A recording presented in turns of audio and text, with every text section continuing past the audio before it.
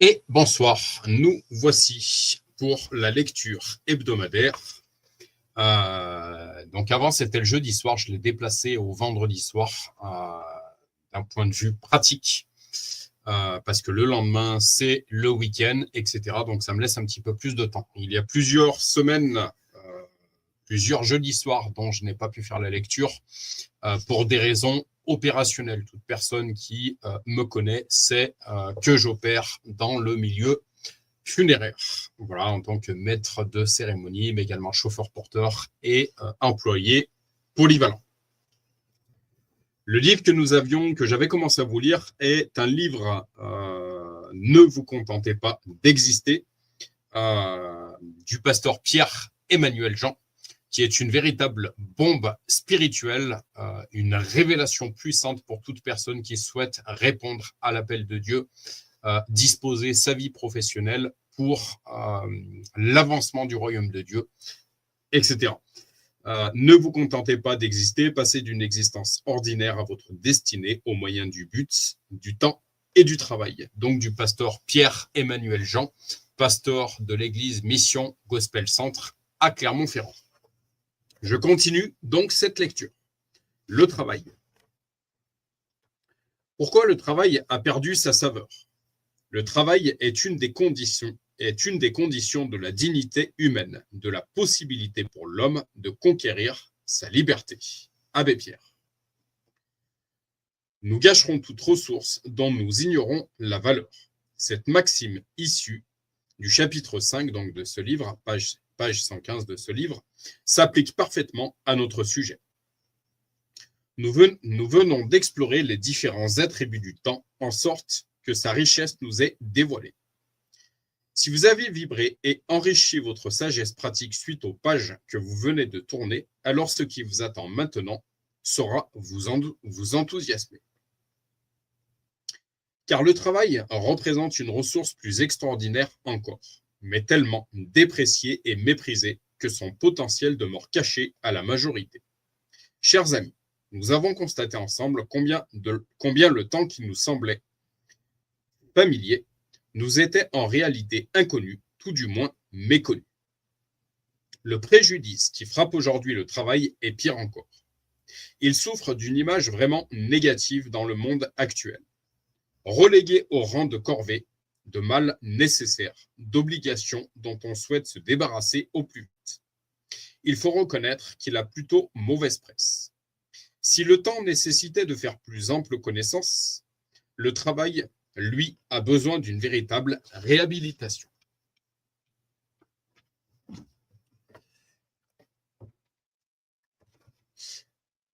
Tous cherchent à l'éviter, le fuir ou le quitter le plus rapidement possible. Nous avons constaté de grandes divergences entre les notions du temps proposées dans notre société et les réalités à son sujet. Un fossé bien plus grand sépare le vrai travail d'avec sa perception générale. Mon défi ici sera de vous ramener depuis ces fausses conceptions largement banalisées vers une vision renouvelée de l'essence du travail, afin d'en goûter à nouveau les qualités et la saveur perdue. Racheter le travail. Le travail est une des principales ressources données à l'humanité. Notre défaut à le considérer nous prive de ses faveurs, tellement associé à l'argent dans nos perceptions et dans son utilisation. Nous avons perdu de vue sa capacité à produire toute la richesse dont nous avons pourtant besoin. La valeur du travail est supérieure à celle de l'argent qu'il peut procurer. Avant l'existence de toute monnaie ou de quelconque forme d'échange, le travail enrichissait déjà l'humanité. Comme j'aime dire, aujourd'hui, les gens ne veulent plus travailler, ils veulent de l'argent, mais ils ne veulent pas travailler. Donc, ils veulent de l'argent sans travailler. Ce qui est une véritable hérésie.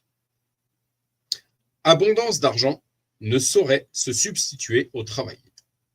Nous avons tous en mémoire des témoignages de jeunes héritiers de fortunes acquises par un long et persévérant labeur qui liquidèrent en peu d'années le fruit de toute une vie, faute d'avoir su travailler comme leur testateur.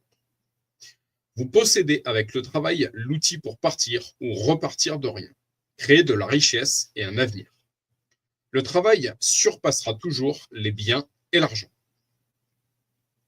D'ailleurs, la richesse qui existe sur notre planète n'est-elle pas le fruit du travail? Ce don rend apte à produire toutes sortes d'inventions, de créations. Par sa capacité à transformer tout ce qu'il touche, il vous aidera à réaliser votre rêve. Concernant la conquête de votre destinée, il vient en troisième élément clé après le but et le temps, avec lequel il coopère. Avec lui, but et temps produiront pleinement votre destinée. La synergie de ces trois en est la formule. Nous avons lu cette injonction de racheter le temps. Je déclarerai celle de racheter le travail plus urgente encore. Propulser votre existence en destinée exige cette synergie. Vous êtes sur le point d'en savoir plus sur le pouvoir du travail. En saisissant son potentiel et son rôle une fois ajouté au binôme que nous avons déjà constitué, vous tiendrez en main l'outil complet de votre destinée. Le travail est l'un de nos plus grands trésors. Je suis presque choqué de me voir étaler cette affirmation avec une telle conviction, car j'y étais aveugle pendant bien des années.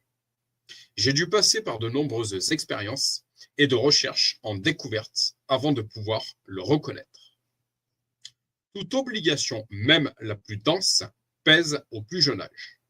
Il faut avoir expérimenté la vie pour reconnaître la nécessité d'un joug et celle du travail. Honoré de Balzac. Les précieuses vérités qui causent aujourd'hui ma prospérité et ma plus grande joie m'étaient au départ totalement étrangères, dissimulées et souvent opposées à mes conceptions. Notre monde regorge d'informations et de courants de pensée divers. Mais ce qui libère et change positivement vie et destinée ne court pas les rues et paraît rarement attrayant au premier abord. En effet, il n'est pas très populaire de nos jours d'être partisan du travail. Et se positionner publiquement en sa faveur semble réservé au patronat, aux politiciens, aux conservateurs, etc. Même parmi ces adeptes, peu en réalité le confessent ouvertement, dû à l'image mauvaise qui est largement véhiculée. Comment en est-on arrivé là, Une définition malheureuse. L'étymologie du mot travail est latine. Elle pointe le mot tripalium, qui est un instrument de torture constitué de 3 pales où l'on suspendait le condamné par un crochet planté dans quelques parties de son individu. Difficile de se constituer une image positive avec un nom pareil au départ. Le mot ouvrage comporte, lui, des notions plus attirantes, inspirées des arts, de métiers créatifs, de réalisation, d'artisanat, etc. Mais au-delà de l'origine du nom, notre système de production, consommation, industrialisation effrénée a engendré des dynamiques de travail spéciales, artificielles et lourdes à supporter.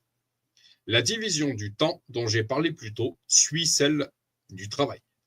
Le temps libre est associé au loisir et le temps imposé est celui de la corvée. Dans cette vision des choses, le travail se retrouve catégorisé comme subi et essentiellement négatif.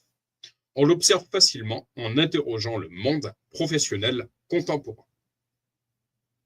Vouloir être heureux au travail est une curieuse aspiration, si l'on se réfère à l'étymologie latine du mot tripalium, qui désignait un instrument de torture depuis qu'Adam et Ève furent chassés du paradis et condamnés à gagner leur pain à la sueur de leur front.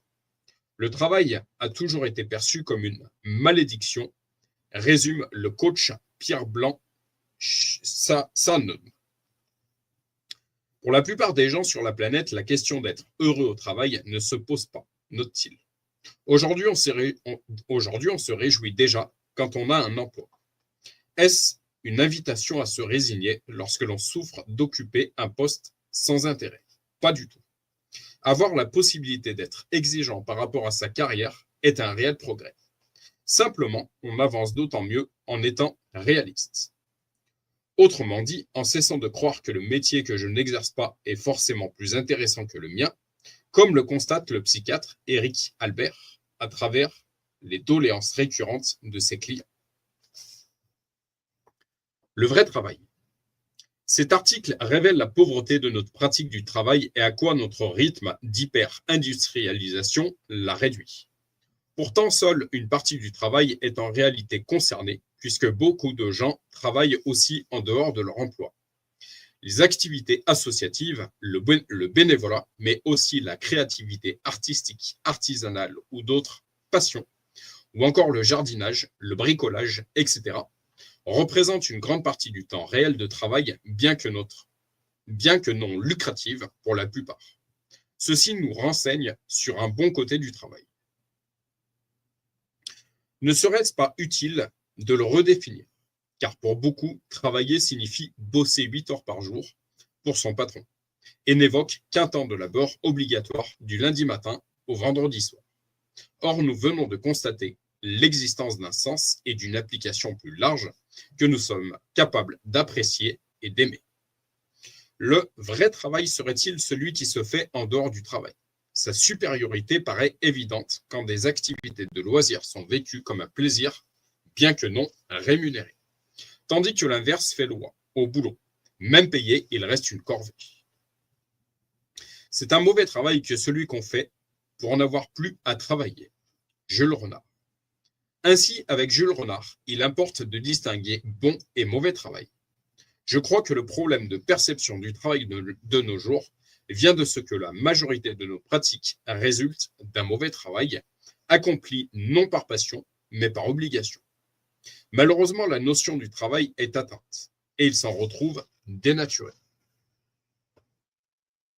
Le mensonge religieux. Je répète, le mensonge religieux. La religion et une mauvaise compréhension du récit biblique de la Genèse ont également véhiculé une notion extrêmement négative du travail. Certains pensent encore que la Bible enseigne que le travail serait une malédiction. Suite à la désobéissance d'Adam, la seule phrase qu'on se souvienne, tu gagneras ton pain à la sueur de ton front, accompagne cette idée. Or, si vous prenez la peine de regarder de plus près, je relis, pardon. Or, si vous prenez la peine de regarder de plus près le texte de la Genèse, vous observerez que le travail existait avant la chute et qu'il n'a pas été conçu pour punir l'homme de sa désobéissance. Lorsque Dieu planta le jardin des délices, Éden, il y plaça l'homme pour le cultiver et le garder. Or, il est dit que tout ce que Dieu avait fait était très bon, y compris ce travail. De plus, Dieu lui-même, dans la Genèse, a travaillé, puis s'est reposé. S'il y avait quoi que ce soit d'indigne ou de maudit dans le travail, Dieu n'aurait pas travaillé. Bien plus, Jésus a affirmé que Dieu continuait de travailler jusqu'à aujourd'hui et que lui-même travaillait pour cette même raison. Quel exemple? Je répète. Bien plus, Jésus a affirmé que Dieu continuait de travailler jusqu'à aujourd'hui et que lui-même travaillait pour cette même raison. Quels exemples? Aussi, vous devez vous débarrasser au plus vite d'une telle conception si jamais elle vous influençait tant soit peu. Car la Bible, dans son ensemble, vante au contraire et sans cesse les mérites du travail, ses fruits, et en fait un commandement. Tu travailleras 6 jours, mais le 7e, tu te reposeras. Le livre des Proverbes en particulier fait l'éloge du travail, de la diligence et fustige maintes fois le paresseux. On pourrait écrire des chapitres entiers montrant combien l'Écriture valorise et honore le travail. Fondés sur ces textes, les protestants ont particulièrement ramené cette culture qui a affecté et influencé la société depuis plusieurs siècles et jusqu'à nos jours. J'en ai parlé au chapitre 2 avec la notion de vocation, donc chapitre 2 de ce livre. Max Weber montre surtout que l'éthique protestante a fait du travail une action libératrice pour l'homme en vantant la vocation comme une fin en soi. Nous avons commencé à rétablir le travail des dommages subis par les us et coutumes de notre époque, ainsi que par certains préjugés religieux encore plus anciens. Retenez déjà qu'il existe un vrai et bon travail, dont le potentiel retrouvé participera à cette synergie capable de mouvoir votre destinée. Mais continuons à le dégager des décombres. La perte de but. Il n'est pas de punition plus terrible que le travail inutile et sans espoir. Albert Camus. Les dieux avaient condamné Sisyphe à rouler sans cesse un rocher jusqu'au sommet d'une montagne, d'où la pierre retombait par son propre poids.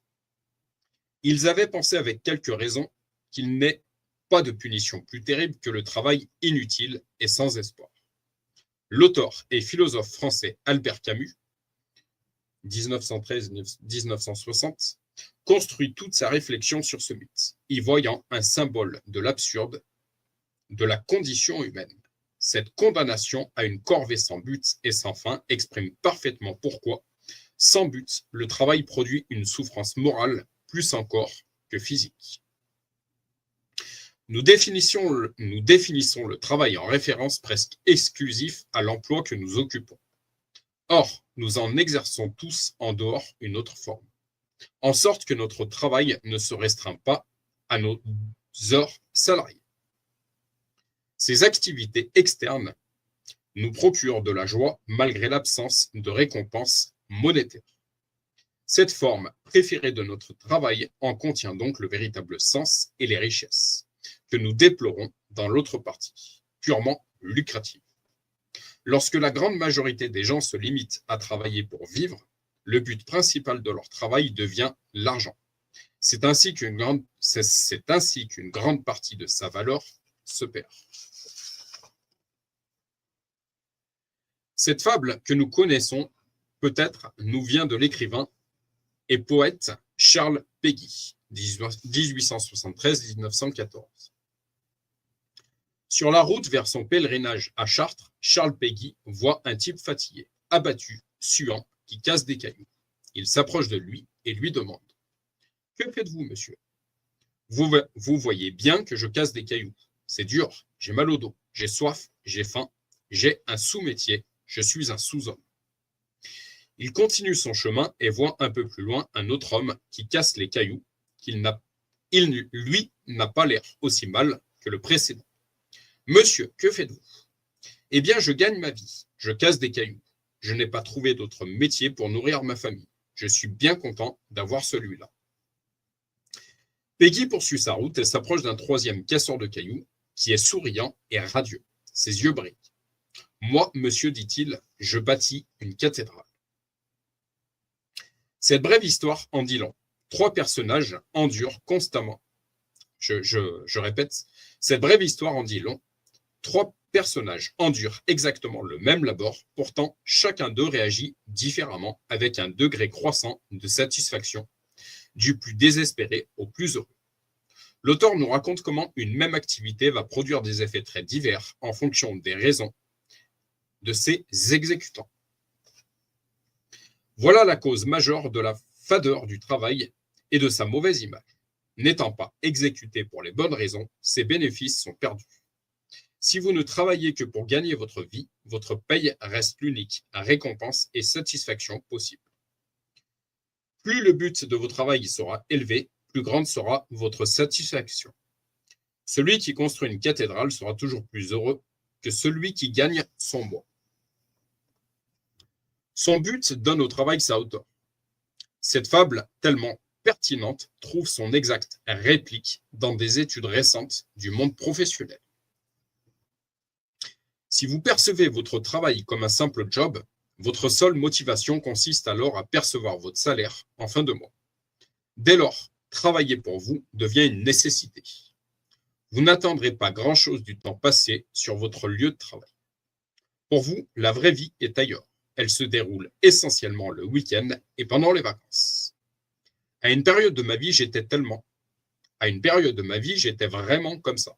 La seule chose qui me motivait, c'était d'organiser mes prochaines vacances. Si vous percevez votre travail comme une carrière, vous êtes alors motivé par les promotions successives et les augmentations qui vont avec. Pour vous, le travail, c'est comme une course automobile. Il faut que vous arriviez le premier ou au moins que vous soyez sur le podium. Enfin, si vous voyez votre travail comme une vocation, je ne suis même pas sûr d'avoir besoin de vous expliquer ce que cela sous-entend. Nous avons tous croisé au moins une fois quelqu'un passionné par ce qu'il fait et qui a le regard qui pétille quand il parle de son travail.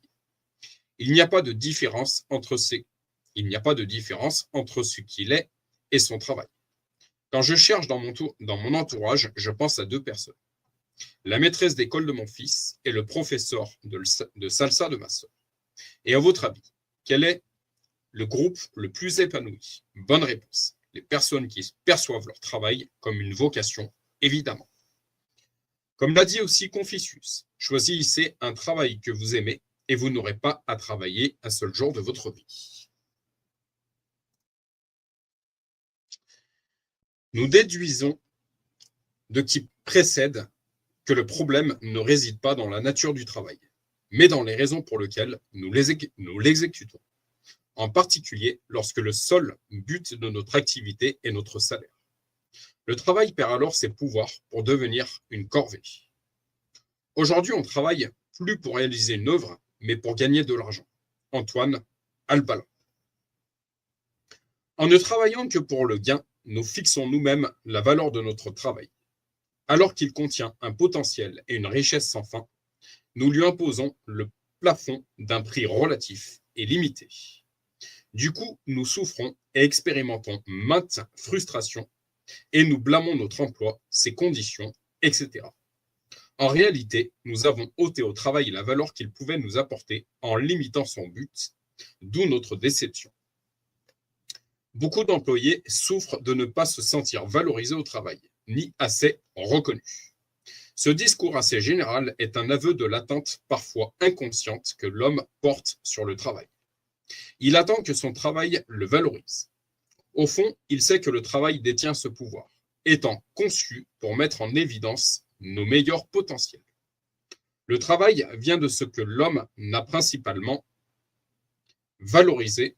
Le problème vient de ce que l'homme n'a principalement valorisé son travail qu'en lui fixant un salaire, un prix. Tant qu'il reste le seul but du travail, le pouvoir du travail est lié. Nous percevons donc clairement qu'il existe deux sortes de travail et deux façons de le pratiquer. Notre souffrance découle essentiellement de la pauvreté de nos pratiques et de nos motivations. Votre boulot est ce qu'on vous a appris à faire. Votre travail est l'œuvre pour laquelle vous êtes né. Myles Monroe. En retrouvant ces vraies raisons, le travail apparaît dans toute sa valeur.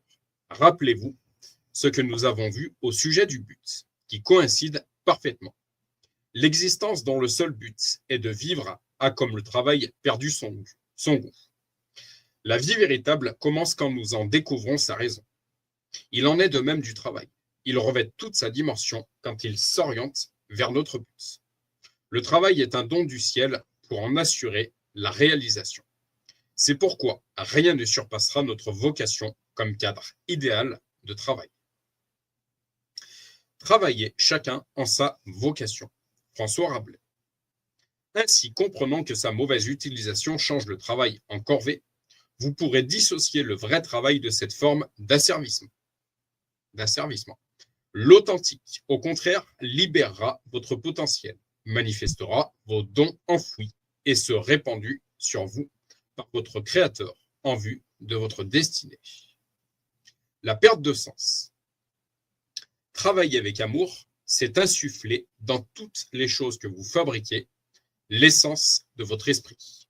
Khalil Gibran. Le travail a complètement perdu son sens de nos jours. J'ai rencontré un homme qui avait passé plusieurs années à bosser dur pour une compagnie pétrolière.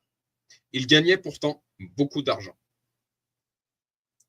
Pourtant, je l'ai connu. Il avait abandonné un poste extrêmement lucratif pour se reconvertir à développer un réseau de petits entrepreneurs qui coopéraient pour des buts sociaux et solidaires.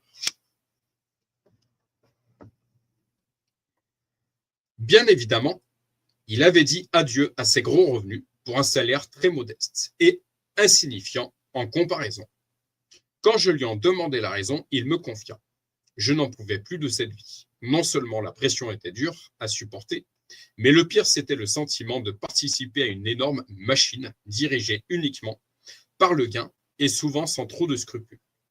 Au bout de quelques années, j'ai réalisé que je n'étais pas heureux et que ma vie et mon travail n'avaient absolument aucun sens. Aujourd'hui, j'ai changé pour un travail simple, mais que j'aime, qui enrichit les autres et qui est porteur de valeurs humaines. Et je suis épanoui. Ce travail a du sens, ma vie aussi. Je préfère 1000 fois ma situation actuelle, même avec une petite rémunération. Origine et sens premier du travail.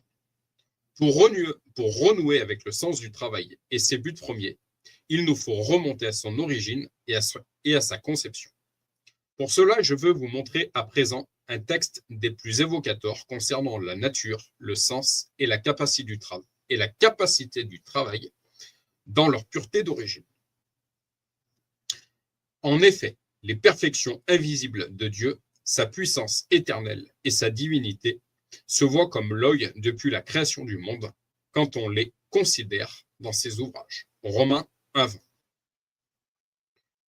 Ce passage nous ramène à la plus lointaine définition, car toute première pratique du travail par le Créateur en personne. Voilà le texte le plus fondateur sur la question. On pourrait parler ici de la genèse même du travail. En effet, le Créateur a initié le travail en créant notre monde. Il l'a donc aussi inventé. De cette origine, nous allons tirer le sens et la définition authentique, mais aussi en retrouver toute la puissance. Ce verset nous livre de très précieuses vérités par ses ouvrages, son travail. Dieu a montré et expérimenté la plupart de ses qualités et attributs, en sorte qu'il s'est fait connaître. Dieu s'est exprimé et révélé par son travail. Ainsi, il en définit l'essence et le pourquoi. Comme lui, notre être et ses qualités, notre personnalité, notre richesse et créativité sont toutes contenues à l'intérieur de nous, sous leur forme invisible.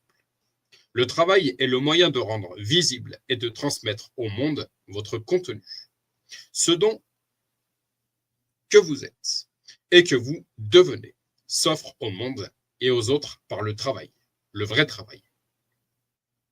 Votre seule possibilité de transférer à ce monde matériel et de traduire votre richesse dans un langage accessible aux autres est d'opérer par le travail. Il leur transmet sous une forme consommable votre richesse intérieure. Bref, la valeur que vous détenez se transmettra aux autres par les produits de votre travail. Par exemple, un chanteur ou un musicien qui refuserait d'exprimer son art ou de se produire sur scène ne ferait bénéficier à personne de son talent, ni du travail déjà investi à le développer. De sorte que le monde en serait privé. Il en va de même pour l'artisan, le peintre, le sculpteur, l'écrivain, le journaliste, le sportif, la danseuse, le comique, le médecin, le maître de cérémonie funéraire, le chauffeur-porteur funéraire. En ce qui me concerne, j'aime dire que je suis un taxi pour la patrie céleste. Et j'en discutais tout à l'heure avec une collègue de travail. Peu ont la capacité d'être au contact de la mort quotidiennement. Peu ont la capacité d'être au contact de familles en deuil quotidiennement. Et comme je disais à cette collègue de travail, nous sommes pas beaucoup payés pour la mission qui nous est confiée, peu payés pour la mission qui nous est confiée, mais toute personne qui reste dans le funéraire avec les années qui passent est véritablement passionnée par ce qu'il fait. Voilà. En ce qui me concerne, je navigue entre différentes pompes funèbres dans le département du Puy-de-Dôme, plus du côté de la Limagne, du côté Arion, Saint-Laure, etc. Et j'ai véritablement la vocation pour ce que je fais. C'est parfois beaucoup de déplacements, beaucoup de fatigue, mais je suis véritablement passionné par ce que je fais. Et comme j'aime dire régulièrement à ma femme, j'accompagnerai ses défunts jusqu'à ce que ce soit mon heure de partir. Que le Seigneur Jésus nous réserve, à moi, à ma femme, à notre famille, de nombreuses années dans le nom de Jésus, ainsi qu'à chacun de ses enfants. La richesse de l'être s'exprime et se transmet à l'autre par ses œuvres.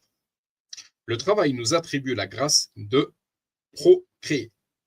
Nous sommes en quelque sorte les modèles réduits de notre Père céleste. placé dans cet univers à notre échelle, qui est notre planète. Dans sa bienveillance, il nous a dotés de tout ce qui est nécessaire pour assumer ce rôle. Quand Dieu a créé le monde, il nous est rapporté en Genèse 1, comme la terre était informe et vide, qu'il a commencé à la façonner, la former et la remplir. Il a débuté son œuvre avec de la matière brute. De façon identique, les dons et les matériaux utiles à développer votre vie et votre environnement vous ont été livrés sous leur forme brute. C'est un principe général et constant.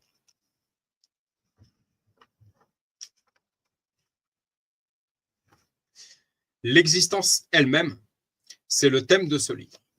Vous est légué brut, mais au moyen du travail, du but et du temps, vous pourrez en forger une destinée. Pourquoi? Nous sommes son image, son modèle réduit. Il s'est exprimé par ses œuvres en créant. De même, vous manifesterez vos dons, votre créativité et votre but par vos œuvres, votre travail. Sans cela, le meilleur de vous-même, ainsi que la création qui vous entoure, resterait brute et inachevée, dans leur état chaotique, non transformé par votre touche créatrice. Dieu ne nous a pas donné des tables et des chaises. Il nous a donné des arbres. Quoique Dieu soit le dispensateur de tous les biens, il veut qu'on les achète par le travail. Mo Sharafundi Sadi. Laissez-moi vous montrer ce principe fondateur de notre rôle et de notre rapport à la création. Lorsque Dieu créa tous les animaux, le récit du livre de la Genèse nous précise.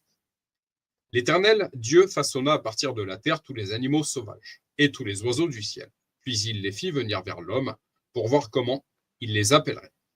Il voulait que tout être vivant porte le nom que l'homme lui donnerait. L'homme donna des noms à tout le bétail, aux oiseaux du ciel et à tous les animaux sauvages.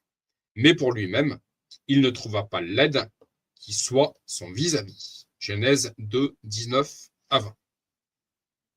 Cette tâche déléguée à l'homme semble sans importance à première vue.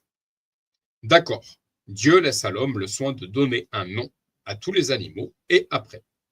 Cette activité est plus puissante de sens qu'elle n'y paraît. En effet, Dieu avait lui-même créé toutes choses en les nommant et en les appelant à l'existence.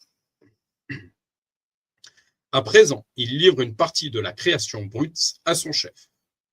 L'homme qui, en parlant sur chacun de ces sujets, leur attribue un nom, ce qui représente plus qu'une dénomination ou un qualificatif, mais confère une identité et une destinée. Ainsi, l'homme coopère et crée comme son créateur pour participer à l'achèvement de son œuvre. Voilà son idée originelle, nous rendre aptes à transformer le brut en fini et à exprimer notre nature et notre génie de petits créateurs au moyen du travail. Voilà le travail rendu à sa pureté d'origine. Il est donné pour exprimer notre être, nos dons, nos buts. Dieu a manifesté ses attributs par ses ouvrages. Tel est le sens profond et premier du travail. Un sens renouvelé. Nous sommes appelés à lui ressembler, mais plus encore à manifester sa nature par notre travail. Voilà pourquoi Jésus enseigne aux siens. Si vous aimez seulement ceux qui vous aiment, que faites-vous d'extraordinaire? Et plus loin.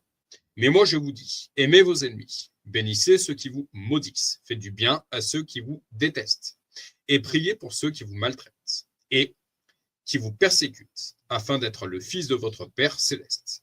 Et d'ajouter, que votre lumière luise ainsi devant les hommes, afin qu'ils voient vos bonnes œuvres et qu'ils glorifient votre Père qui est dans les cieux. Étant son ouvrage, rené à son image, nous devenons à notre tour capables de nouvelles œuvres, à la hauteur du nouveau standard et des nouvelles capacités venues par la nouvelle naissance qui expérimentent tous ceux qui reçoivent Jésus-Christ. Ces disciples sont maintenant en mesure d'accomplir ce qui n'est pas ordinaire et normalement possible à la nature humaine. Nos œuvres,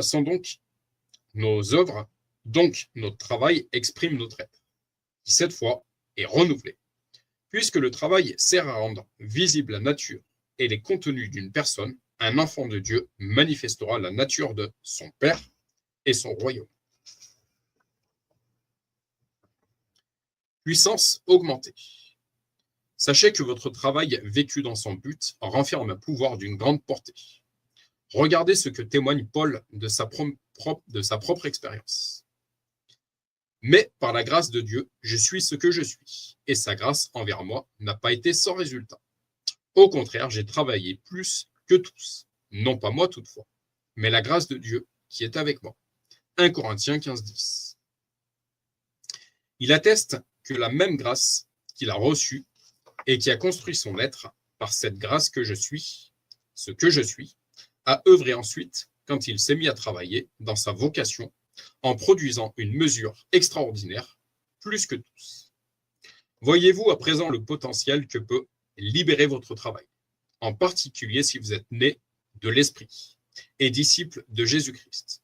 Ce travail engagé par Paul en suivant son but et en y investissant son temps a produit une destinée surnaturelle.